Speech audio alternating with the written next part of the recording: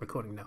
Let's be real. We're never going to be able to pronounce Chinese names for anything because it's tonal, and it doesn't really convey that through text.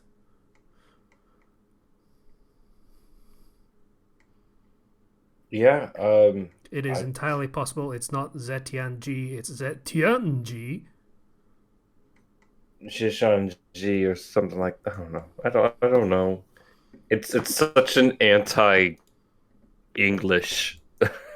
type of language. It's very, very different from literally anything of how we actually use how we construct languages. Like a lot of them, it's just the alphabet is different, and that's rough, but we can deal with it. But you bring in an entirely different dynamic via tone, and translation of that just for knowing what the words mean is one thing. Knowing what the intonations mean, whether it's emotive or just for the sake of how you pronounce it, brings in an entirely new dynamic. Like we, I occasionally like to bring up the fact that people don't actually know whether the original voice actors in Japanese are actually good or not because they don't know the language, so they don't know when the intonations are supposed to happen. It is a order of magnitude more difficult to do that for Chinese anime. Yeah. This anime, I guess yeah, we're calling it an anime. This is 15 minutes long. I did watch two And episodes. Like that's why I got here late was because I was watching the second episode because China apparently do 15-minute anime, and that's probably so it fits within Chinese kids' allotted enjoyment, fun time moments. I was going to say hours, but they don't really get hours. So, China. I was interested to see that this anime was apparently produced by QQ though, so there's a lot less gigantic breasts in this anime than I expected for an anime produced by QQ. But uh producers for the anime. that's um yeah. that's a I, joke about it. That's a website joke that I use a lot. And yeah. I okay, took it took me a second I was like what? most Really? people are not going to get that reference, but yeah, that's fine. I got the reference. I was just like, did they really? I didn't joke with I mean, whoosh over my head for a the second. name was bigger than QQ, but the rest of it was in Moonspeak. So, um, So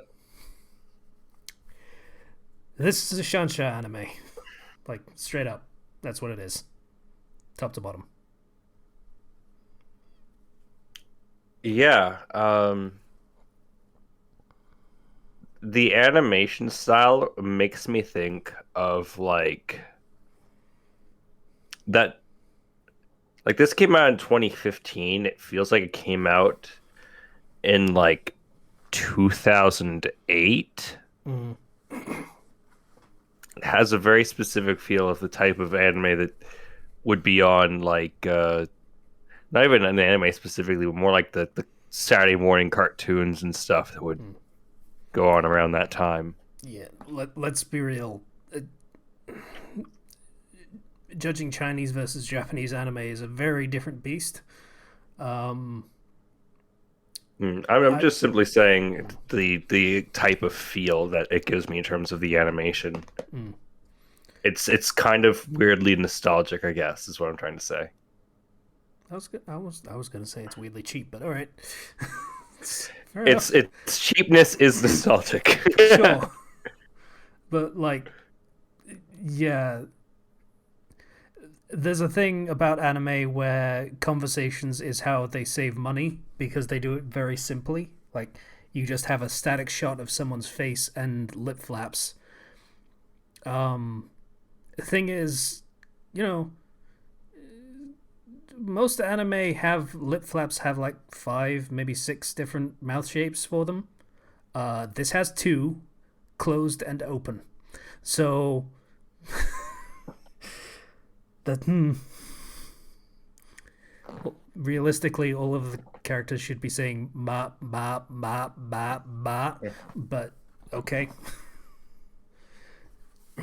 Because it's not like with all the different sounds that you have to make to speak Chinese, you'd imagine there'd be a lot more facial expression. Hmm. I Um, would probably have thought like a pursed lips movement, hmm. like because that seemed like a sound that they were going for a lot. Not that I know much about the Chinese language, as we have established. So let's talk about the show itself. Yeah, It talks about a meteor that entered the atmosphere and crashed out and scattered all over the world, and this meteor led to things happening. yeah. And then Re- we forget about that entirely, and it's not really brought up again in at least 2 episodes. As I say, I watched 2. Um, there is a little kid that's picking apples, uh, and there is also a storm, a very, very localized storm approaching. And the little kid notices that there is a baby in a bucket that is floating down the river. And is like, oh shit, goes to get it. So, good kid. Uh, Catches the baby. And the storm is apparently a dragon that is super into that baby. The little kid is like, no, not for eating. It's mine. Go away. And menaces it with a stick. Appropriately enough, the dragon just goes, breathes fire on it, and no stick. So, Kid it grabs baby, ducks behind rock as more fire goes out. Mm-hmm. And then the master shows up. Uh, Old man, older man, who makes a shield of. Okay, let's be real. It's going to be a key shield that blocks the flame, and then is like, "Hey, dragon, fuck off." Well, really, it says, "You're disturbing the peace. Don't be a dick." And the dragon's like, "No, I'm gonna be a dick," and starts coiling around him. And he's like, I think it was Cha, he said. And that was super important because the dragon fucks off. Cha, ah. Okay, dragon's gone. It's like, yep, nope, not gonna deal with that. Hmm. 14 years later,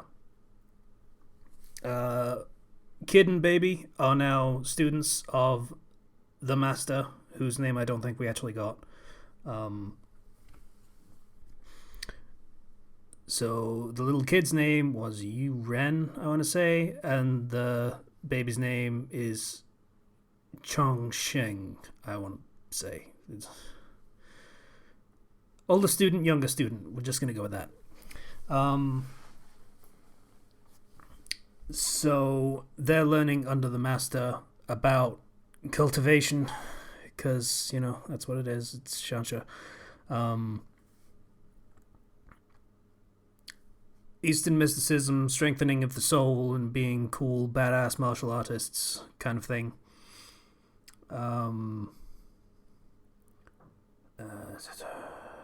Then a crane shows up that delivers letters. And the master receives a letter that is like, hey, you did me a solid back in the day, so now one of your students can have my daughter. I think it was. Yeah. Kind of thing. And the master's like, hey, younger student, you're getting married. The other student he looks at, he's missing an arm and has trouble speaking. So it's like, yeah, Younger student, you're the one. Hmm.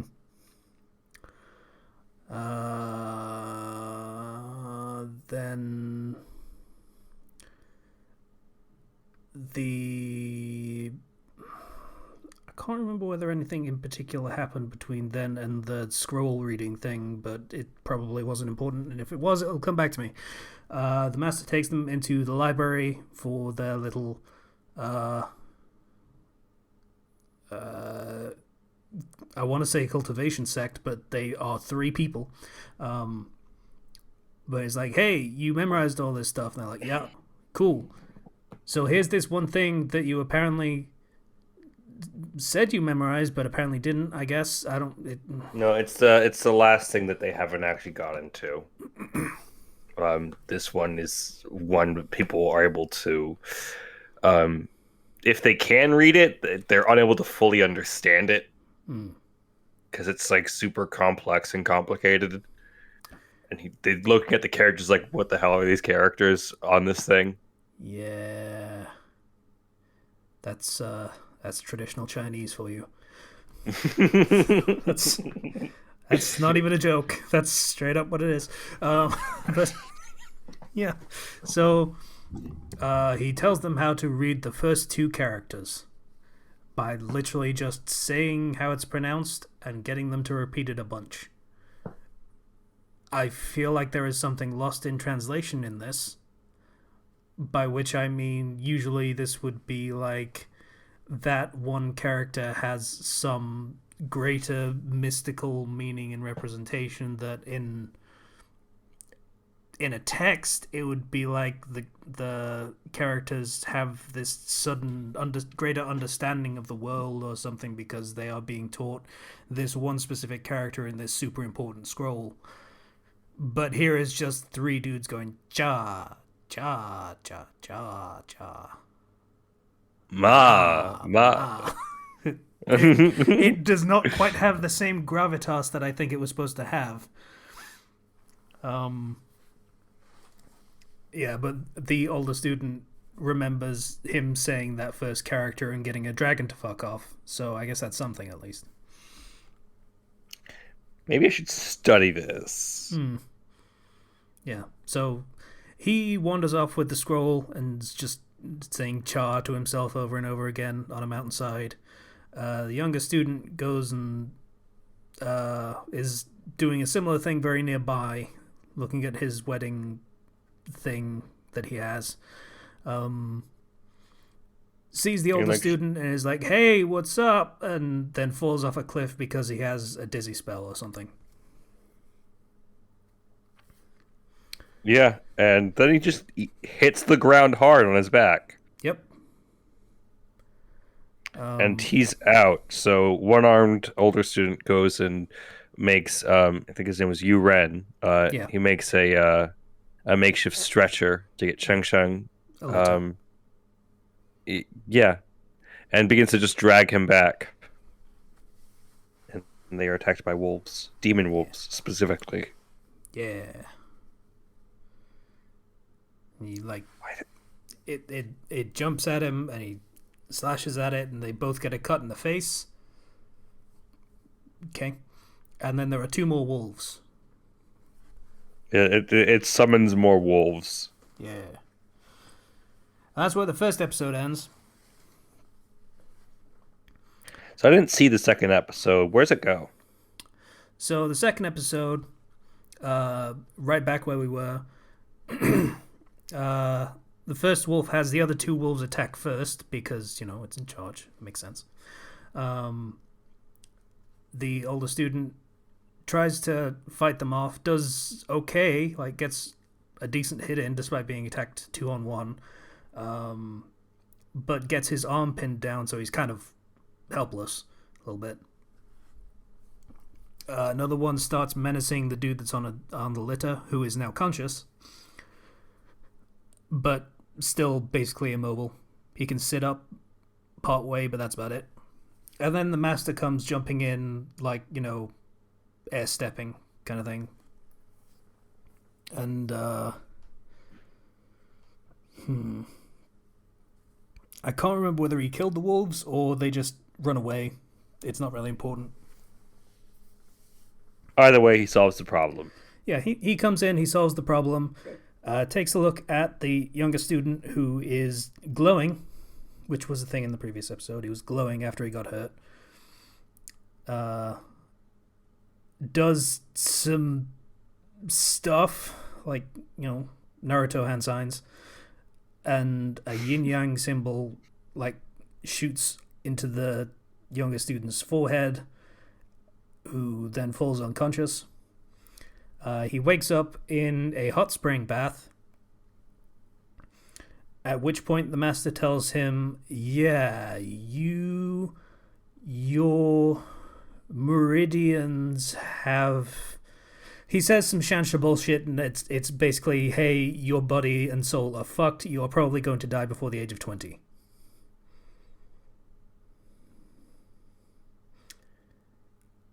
And kind of stinks. Yeah, and the kid's like, hey, is there anything we can do? And the master's like, no. Is there really anything we can do? No. Are you sure? Okay, there's 3 people that have managed to do something with something similar to this and not die, but everything gets fucked up.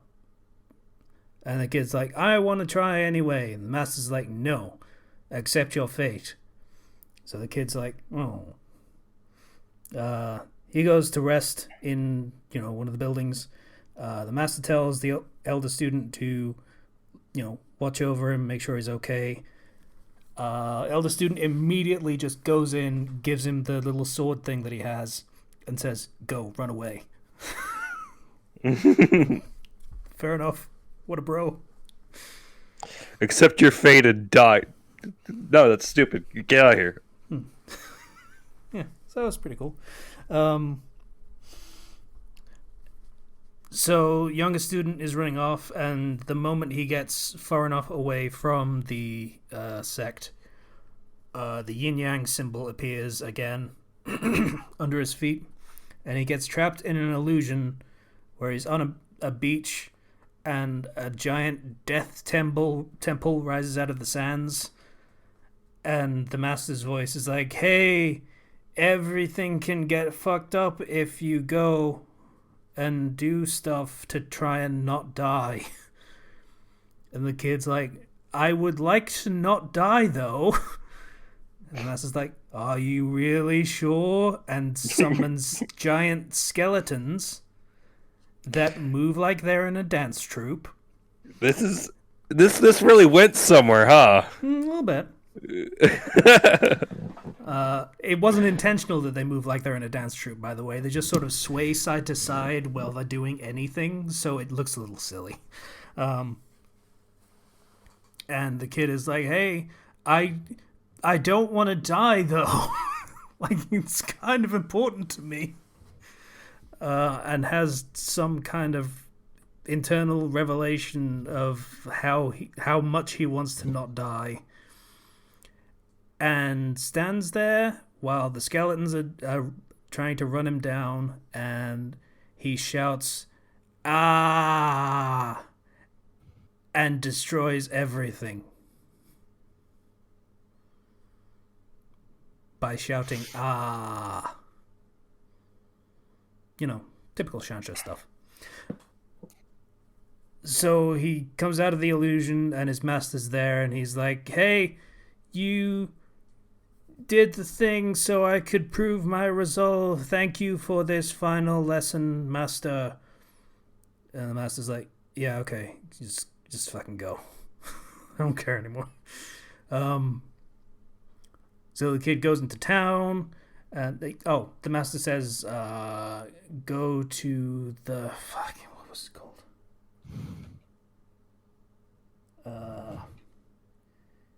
It was like a library or something, a library of knowledge. He's like, okay, and he goes into town, walks past a girl who is probably important if you want to keep watching this show, and another dude who is also just a dude with long black hair who looks very similar to the other 2 dudes with long black hair. And That's pretty much it. He gets to a building that has some traditional Chinese characters on it that I can't read and are not subtitled. Uh, and that's pretty much it. Oh no, wait, it was subtitled. I apologize. It was just really, really late. Yeah, not my type of stuff I typically like to watch. As this sort of thing goes, it was better than most. Yeah, I will give it that. Like, We've seen a few of these. Like most of them were CGI and garbage filled with garbage, by which I mean like just littered with all sorts of different references and incredibly busy, displays of thousands of different things that we don't understand any of the context for any of them. This was it very takes simple and down time. to earth. It takes time to set up everything, Yeah, which I can appreciate, rather than being like, "Oh, here's these 80 warriors that yeah, all have their own unique backstories that you yeah. The may or great may not golden ever find out." general of the dragon sect, which split off from the eternal dragon sect and the divine dragon sect 300 years ago because of a schism between the. Yeah. It doesn't have any of that. It's literally just straight up, okay, you want to not die? Go be badass so you don't die. Yeah, I can appreciate that. Yeah. So, in terms of that, it's way better than a lot of the other stuff that we've seen of this type. In terms of animation, it's also technically better than a lot of the other stuff we've seen of this type, but that's more for low standards than anything else. Like I was saying, it's cheap, but it's effective. Yeah, it's fine. It's serviceable, It's conveying what it wants to convey, except for the dancing skeletons. except for the dancing That was skeletons. really dumb. I admit I did laugh at that because, it's the same as the one lip flap fucking conversations. It's just they have a very simple animation sequence that is about 8 frames long, and they just loop it over and over again to convey running. And it's very exaggerated, like it's silent film acting, where you have to do all of your body language really exaggerated to convey what you're doing. Yeah, it it has some flaws. We'll say that much. Um,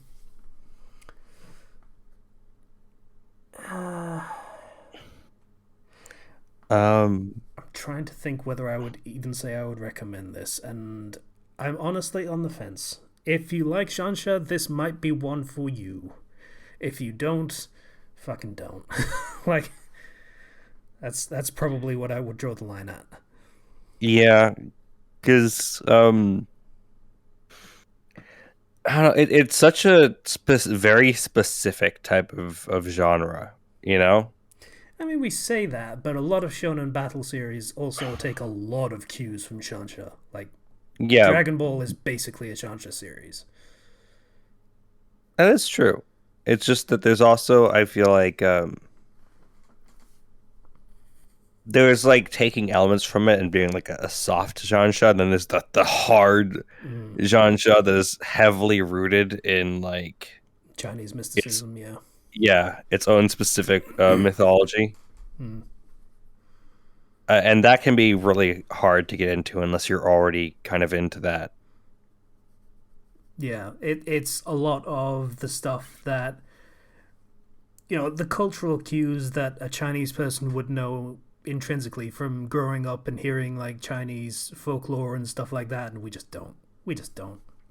So it's a steep learning curve for anyone outside of China to really get into this stuff. Um, but like I've said before about like for people that do get into this stuff well enough to understand it, they have translated it to more Western ideas of this sort of trope, and it's come across pretty well. So it's not like there's no value in the concept of this particular story style and genre. It's just it's very obtuse for Westerners. It's hard to get into. That's literally it. And some things just don't translate well. Like there's always a difference between languages in which there are certain words or concepts which trying to adapt that into our language, there's not a lot of really good words for that. So linguistic limitations. Yeah. I rolled again. Yeah. There was something very specific that I can remember, which was like turning that in the other direction. Translations of Hamlet into Chinese are very difficult because there is not a verb for to be. That's interesting. Like all the implications of that two-word phrase, to be, to exist now in this moment, or to continue existing forward into the future, that is not an easily translatable thing in Chinese. You can do it, but it's like the literal translation would be words that it's more like yes or to yes or to no, so it comes across as more like yeah instead of like yeah. It's a weird thing trying to translate concepts that just don't exist in other languages. Like that's why translation and localization efforts are kind of really impressive just overall.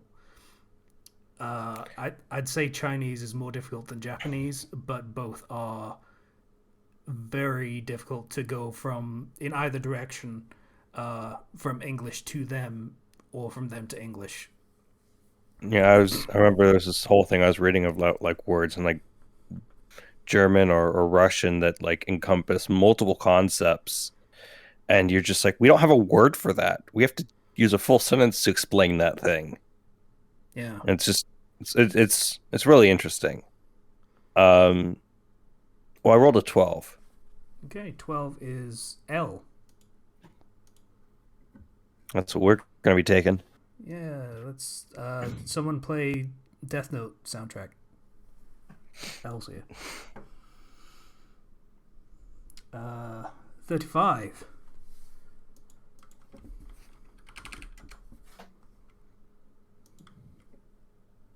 $29.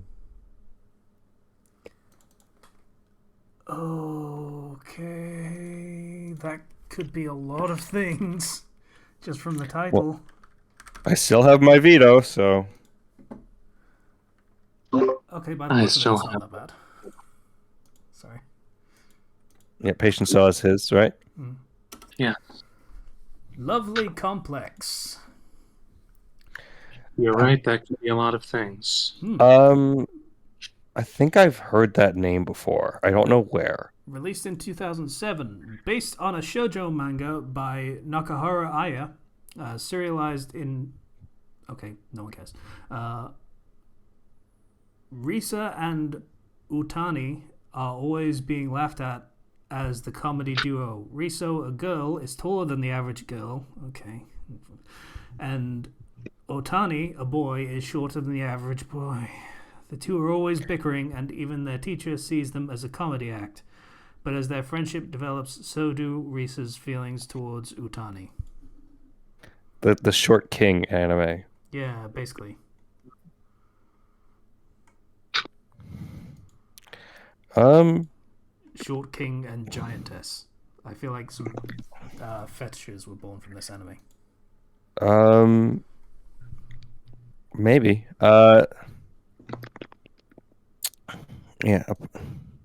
Another like so it's two people becoming close friends and falling in love, and having unexpected chemistry between the two of them, despite their differences. I will say, I hope it's better than the last one. By which I mean it's the previous one that we did, not the one that we did this week. Everything I'm seeing, it's well reviewed. But that was also true of the other one. Yeah. I We'll hope. see.